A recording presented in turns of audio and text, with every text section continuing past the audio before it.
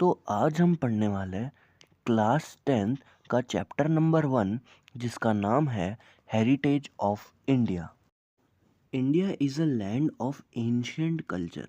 ये लाइन का मतलब ये हुआ कि इंडिया जो है उसका जो कल्चर है वो बहुत ही पुराना है। एंशियंट इंडियन स्क्रिप्चर विष्णु पुराण स्टेट्स। अब क्या बोल रहे हैं, एक इंडिया का स्क्रिप्चर, स्क्रिप्चर मतलब क्या, एक बुक जैसी चीज़ जिसका नाम है विष्णु पुराण। अब विष्णु पुराण एक ये संस्कृत में लिखा हुआ श्लोक कहता है, जिसका मतलब क्या होता है, इसका मतलब ये होता है कि इंडिया का जो बाउंड्री है वहाँ पे नॉर्थ साइड में हिमालय है, वहाँ पे साउथ साइड में इंडियन ओशन है। यही कौन कहता है? यही कहता है विष्णु पुराण। और जो इनके जो डिसेंडेंट होते हैं, जो एक के बाद जनरेशन आती जाती है, वो जनरेशन वाले लोगों को हम कहते हैं इंडियन। अब कोई भी इम्पोर्टेंट सेरेमनी करने से पहले कुछ वर्ड्स बोले जाते थे, जैसे कि भारतवर्ष, भारत खंड, जम्मू द्वीप, आर्यवर्ता। मतलब ये वर्ड्स को कहना शुभ माना जाता था। अब कह रहे हैं कि हमारी जो कंट्री है उसमें नॉर्थ साइड पे हिमालय है और बाकी की जो 3 साइड बच गई, कौन-कौन सी 3 साइड बची? ईस्ट, वेस्ट, साउथ, ये 3 साइड में सी है। अब ये कह रहे हैं कि इंडिया का जो कल्चर था वो बहुत ही सक्सेसफुल था और इसके लिए इन्होंने एक वर्ड यूज़ किया है जो कि है प्रॉस्पेरिटी। और प्रॉस्पेरिटी की वजह से बहुत सारे लोग अलग अलग देशों से इंडिया में आते थे और यहाँ पे आके ट्रेड करते थे। ट्रेड यानी कि बिजनेस करते थे, यहीं पे सेटल हो जाते थे और mingled with the Indian culture, यानी कि इंडिया के कल्चर को अपना लेते थे। और इसी की वजह से यहाँ पे जो है इंडिया का कल्चर जो है वो सेम नहीं रहता, वो चेंज हो जाता है। इसका मतलब कि इंडिया का जो कल्चर है वो कंटिन्यूअसली चेंज हो रहा है, कंटिन्यूअसली प्रोग्रेस कर रहा है। अब हमसे दो बातें और कही गई है कि इंडिया जो है उसका रैंक आता है 7th एरिया के हिसाब से, और इंडिया का जो रैंक है वो आता है 2nd पॉपुलेशन के हिसाब से। और अभी तो हमको पता है कि इंडिया का रैंक 1 हो चुका है पॉपुलेशन में, लेकिन जो भी किताब में जो दे रखा है वही मानना पड़ेगा, यानी कि इंडिया का रैंक 2nd है पॉपुलेशन के हिसाब से। अब जो हम पढ़ने वाले रिच एंड वेराइड हेरिटेज, हमारी जो धरती माता है यानी कि जो हमारी मदरलैंड है, उन्होंने हमें बहुत ही रिच यानी कि अमीर और वेराइड यानी कि क्या, जो चेंज होता रहता है, ऐसा हेरिटेज हमको दिया है, यानी कि हम हमारे साथ साथ पूरे वर्ल्ड को दिया है। अब इंडिया का जो कल्चर है वो हमेशा कैसा रहता है? इंडिया का जो कल्चर हमेशा ट्रेड ओरिएंटेड यानी कि हमेशा बिजनेस करना रहता है, और पीस लविंग यानी कि शांति पसंद होती है इंडिया के लोगों को। अब हमारे कल्चर में 3 शब्द देखने को मिलता है। सत, सत का मतलब होती है सत्य यानी कि सच्चाई, ट्रुथ। चित, चित का मतलब होता है कॉन्शियसनेस यानी कि हमारे पास फीलिंग्स है। और आनंद का मतलब तो हमें पता ही है, खुशी। तो ये 3 वर्ड हमको हमारे इंडियन कल्चर से देखने को मिलते हैं। अब क्या कह रहे हैं? Beside the Indian culture prospered with the mutual exchange of different culture of other countries which came to India and settled here। यानी कि अलग अलग जगह से लोग इंडिया में आते हैं और यहाँ पे आके सेटल हो जाते हैं, और वो जो लोग आए हैं वो इंडिया की कुछ क्वालिटीज़ भी अपने अंदर समा लेते हैं। जैसे कि कौन कौन सी इंडिया की ऐसी क्वालिटीज़ हैं? एक तो क्वालिटी है नॉन वायलेंस। नॉन वायलेंस का मतलब होता है कि किसी के साथ झगड़ना नहीं है। और दूसरा होता है पीस, पीस यानी कि शांति। तो ये जो क्वालिटीज़ है वो लोग अपना लेते हैं। ऐसे लोग जो कि इंडस वैली सिविलाइजेशन से थे, उन्होंने हमारी कंट्री को, मतलब हमारे कंट्री के जो हेरिटेज है, जो कल्चर है, उसको बहुत ही अमीर बना दिया, बहुत ही वेल्दी बना दिया। कैसे? तो उनकी इंटेलेक्चुअलिटी यानी कि अपने दिमाग से, एबिलिटी यानी कि क्षमता से, टैलेंट और स्किल यानी कि कला से बहुत ही रिच और वेल्दी बना दिया। और इसमें मतलब कल्चर को हेल्दी वेल्दी बनाने में, सॉरी, वेल्दी बनाने में कुछ स्कॉलर्स ने, थिंकर्स ने, आर्टिस्ट, सेंट्स, ये सब लोगों ने भी अपना कंट्रीब्यूशन दिया था। अब मेन चीज़ तो अब आती है कल्चर की डेफिनेशन। पूछी ये जाएगी 2 मार्क में, कल्चर की डेफिनेशन बताओ और साथ में इसके डिटेल दो। तो कल्चर क्या है? तो कल्चर को हम कह सकते हैं, culture is a sum of, culture क्या है? सम यानी कि क्या, सबको प्लस कर देना होता है। तो culture is a sum of habits, values, customs, traditions. मतलब अलग अलग चीज़ों को जब हम जोड़ देते हैं उसी को कहा जाता है कल्चर। तो ये जो सारे वर्ड्स थे अब उसका मतलब जानते हैं। Culture is a sum of habits, habits यानी कि आदतें, वैल्यू, वैल्यू यानी कि जो भी हम वैल्यू किसी की भी करते हैं, वैल्यूज़। कस्टम, कस्टम का मतलब होता है प्रथाएँ जो चली आ रही है। ट्रेडिशन, ट्रेडिशन मतलब जो भी चीज़ जनरेशन से जनरेशन में पास होती है। और कंडक्ट, कंडक्ट का मतलब होता है बिहेवियर, हमारा बिहेवियर कैसा है। ये सारी चीज़ों को मिला के ही हम क्या कहते हैं, कल्चर। अब ये तो पहली बात हो गई कल्चर में। अब दूसरी बात क्या है, दूसरी बात कल्चर को अगर आसान भाषा में बोलना है तो लोग कैसे जीते हैं, इसी को हम कहते हैं कल्चर। जैसे कि इंडिया वाले लोग ऐसे जी रहे तो इंडिया का कल्चर ऐसा है, अमेरिका वाले वैसे जी रहे तो का कल्चर वैसा है। तो कल्चर का मतलब होता है वे ऑफ लाइफ। अब दो जगहों में हम चेंजेस देखेंगे जिसकी वजह से कल्चर बनता है। एक तो पब्लिक की लाइफ में अगर चेंज हो रहा है, और दूसरा रूल्स और रेगुलेशन में अगर चेंजेस हो रहे हैं तो उसकी वजह से जो है कल्चर बनता है। अब हम बात करेंगे हेरिटेज की। हेरिटेज क्या होता है और उसका मतलब क्या होता है। अभी तक हमने जान लिया कल्चर के बारे में, अब हम बात करते हैं हेरिटेज की। तो हेरिटेज का मतलब होता है जो भी चीज़ें हमें हमारे फोर फादर यानी कि एंसेस्टर से मिली है, दादा परदादा, वहाँ से जो भी चीज़ें मिली है उसी को हम क्या कहते हैं, हेरिटेज। अब हम हमारी प्लेज जब लेते तब हम ये कहते हैं कि I love my country and I am proud of its rich and varied heritage. यानी कि जो हमारा हेरिटेज है, जो भी हमें ये चीज़ें मिली है वो रिच है, मन यानी कि बहुत अमीर है, और वेरिड यानी कि जो चेंज होता रहता है, वैसा हेरिटेज हमारा इंडिया का होता है। अब ये जो हेरिटेज है इसको मैं दो भागों में डिवाइड करता हूँ। एक तो होता है नेचुरल हेरिटेज और दूसरा होता है कल्चरल हेरिटेज। नेचुरल हेरिटेज का मतलब क्या, जो नेचर ने बनाया है, और कल्चरल हेरिटेज मतलब क्या, जो इंसान ने बनाया है। तो हम सबसे पहले शुरुआत करेंगे नेचुरल हेरिटेज ऑफ इंडिया में। तो इसमें हमें पढ़ना है सबसे पहले डेफिनेशन। तो ये आपका एक क्वेश्चन भी है पीछे की एक्सरसाइज में। तो सबसे पहले डेफिनेशन है क्या, तो जो भी क्लोज रिलेशनशिप है, किसका क्लोज रिलेशनशिप, तो इंसान की लाइफ का और नेचर का, मतलब इंसान का और नेचर का जो रिलेशनशिप है उसी को हम कहते हैं नेचुरल हेरिटेज। ये सबसे पहला पॉइंट हुआ। अगला पॉइंट ये है कि जो नेचुरल हेरिटेज है इंडिया का वो बहुत ही यूनिक है यानी कि अद्भुत है, और वेराइड यानी कि जो चेंज होता रहता है ऐसा हेरिटेज है इंडिया का। ये दूसरा पॉइंट होगा। अब जो भी चीज़ें हमें नेचर से मिलती है, ये तो आपको भी पता होगा कौन कौन सी चीज़ें मिलती है, बस उसमें 3-4 एग्जांपल लिख देना है, जैसे कि mountain, forest, desert, etcetera etcetera. अब ये हमें बता रहा है कि नेचर से हमें क्या क्या फ़ायदे होते हैं।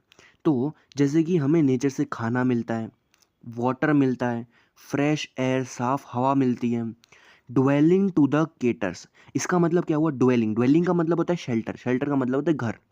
किसके लिए घर, तो घर है ये केटर्स के लिए, अलग अलग प्राणियों के लिए घर है ये। वी इसकी वजह से ही हम क्या करते हैं, नेचर को रिस्पेक्ट करते हैं, नेचर को इज्जत देते हैं। अब हमें अगला पॉइंट में ये लिखना है कि जो रिलेशनशिप है इंसान का और नेचर का, वो हमें कुछ कहानियों से भी पता चलता है। और ऐसी दो कहानियां हैं, एक तो है पंचतंत्र और दूसरी है जताका टेल्स ऑफ बुद्धिस्ट रिलीजन। ये दोनों कहानियों से हमें इंसान का और नेचर का रिलेशनशिप पता लगता है। अब कुछ सॉन्ग्स के बारे में हम बात करते हैं। तो एक तो है क्लासिकल म्यूज़िक यानी कि जो पुराना म्यूज़िक है, और एक तो है फ़ोक म्यूज़िक, और थोड़े बहुत रागास, रागास का मतलब वो जो सारेगामापा वो वाले रागास। ये तीनों तीन चीज़ें, क्लासिकल म्यूज़िक, फ़ोक म्यूज़िक और सेवरल रागास, ये सब किस पे बेस्ड है, ये सब बेस्ड है प्रहर के ऊपर, पीरियड ऑफ द डे। ये सब किस पे बेस्ड है, प्रहर के ऊपर, पीरियड ऑफ द डे। और लास्ट पॉइंट पे हमें ये लिखना है कि आयुर्वेदा, यूनानी और नेचर क्योर, ये भी तीनों तीन चीज़ें नेचर के ऊपर ही डिपेंडेंट होती है। और हमें क्वेश्चन में जो पीछे बैक एक्सरसाइज उसमें क्वेश्चन में हमें ये पूछा गया था कि नेचर हेरिटेज में और क्या क्या कंप्राइज होता है, तो इसमें जो नीचे चार चीज़ें हैं वो हमें साथ में लिख देनी है। तो आपको लिखना ऐसा है कि natural heritage comprises of landscape, river, vegetation and wild life. तो सबसे पहले अब हम शुरू करते हैं, बस यहाँ तक वो जो क्वेश्चन था वो ख़त्म हो गया। अब हम शुरू कर रहे हैं लैंडस्केप की कहानी। तो लैंडस्केप में हमें ये जो लैंडस्केप है, लैंडस्केप का मतलब क्या होता है, जो अलग अलग तरह की लैंड जो है वो मॉडिफाई होके बन जाती है, पहाड़ जैसी चीज़ें, उसी को हम कहते हैं लैंडस्केप। जैसे कि जो यहाँ पे हमें लैंडस्केप पढ़ना है वो पूरा हिमालय के बारे में ही पढ़ना है।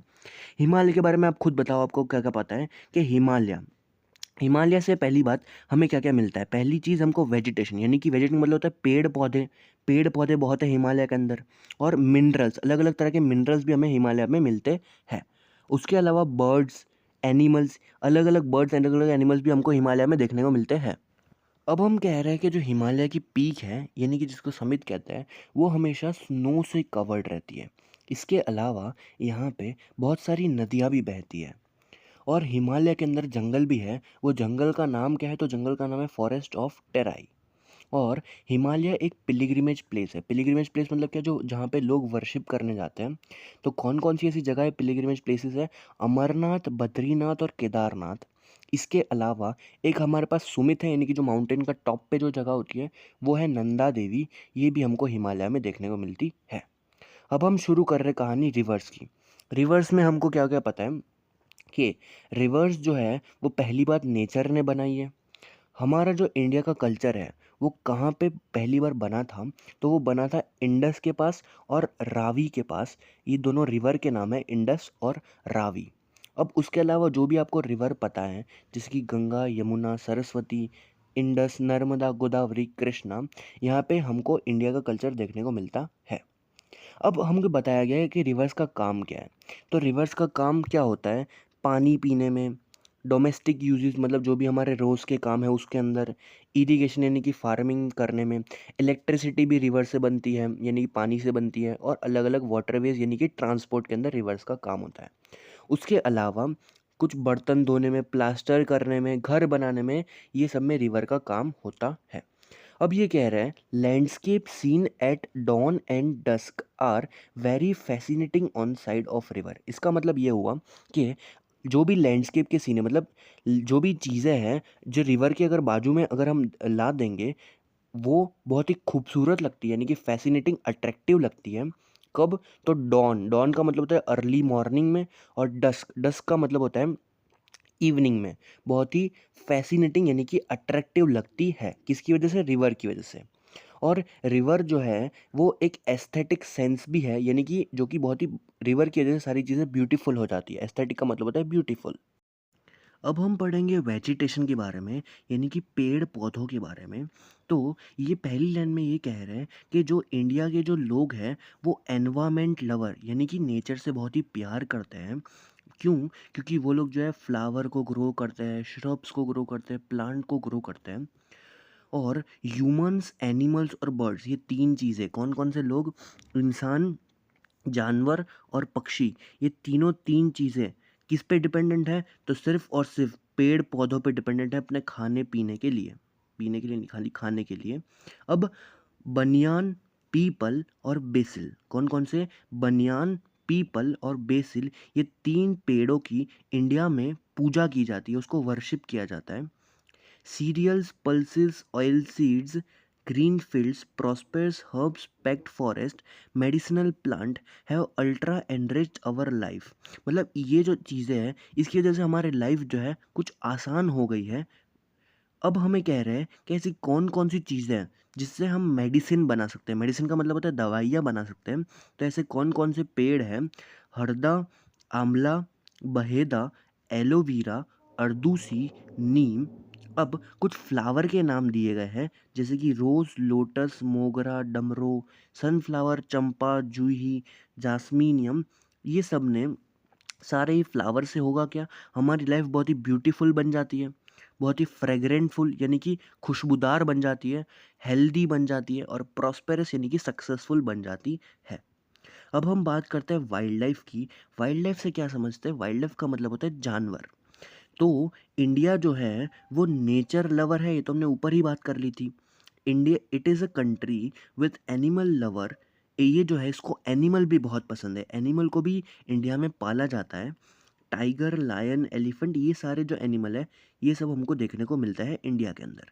अब एक इम्पॉर्टेंट चीज़ ये कह रहा है कि एशियन लायंस ये पूरी दुनिया में कहीं नहीं मिलते, सिर्फ एक ही जगह पे मिलता है, वो भी इंडिया में, गुजरात में, गिर फॉरेस्ट में। एशियन लायंस जो है सिर्फ गिर फॉरेस्ट ऑफ गुजरात में ही मिलते हैं।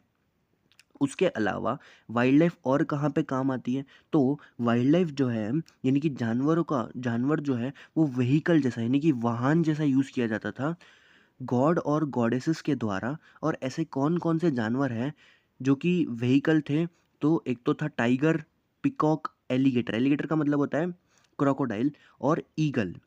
इसके अलावा जानवर जो है वो हमारी नेशनल करेंसी के अंदर भी देखने को मिलता है।